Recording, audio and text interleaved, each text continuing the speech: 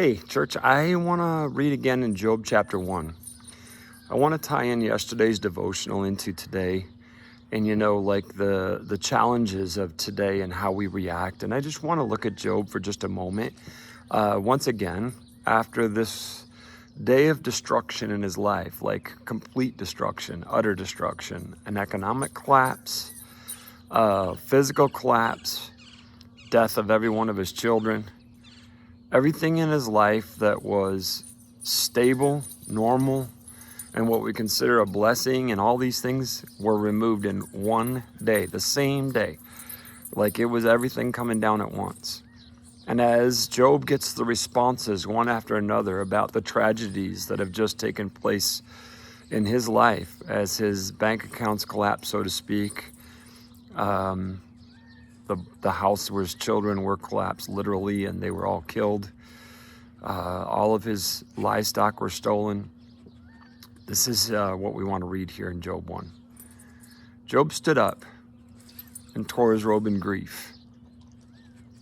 So first off, we're not talking about, as followers of God, not being human, not feeling things. Brokenness, hurt, pain, loss was all there for him. And this is what it tells us. He was in grief, the agony of the soul. Then he shaved his head and fell to the ground in worship.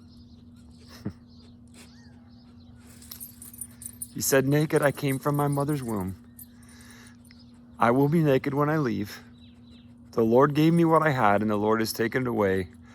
Praise the name of the Lord." And all this, Job did not sin by blaming God. Probably no more profound scriptures from a human perspective in facing tragedy that you will ever read. The fact that Job, in all of his grief, worshiped. You see, worship isn't a feeling or an emotion or a good, like, happy about me type thing. Worship is what we do because of who God is. And Job models something for us, that nothing stops us from worshiping God. Nothing stops us from worshiping God, recognizing who he is, seeing him for who he is, understanding that everything in life is from him. And it does not change him with or without stuff or even the people around us.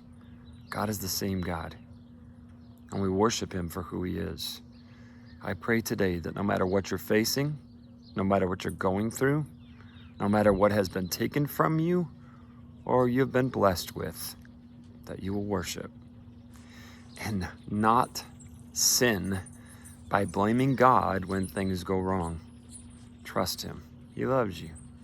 Let's be his church.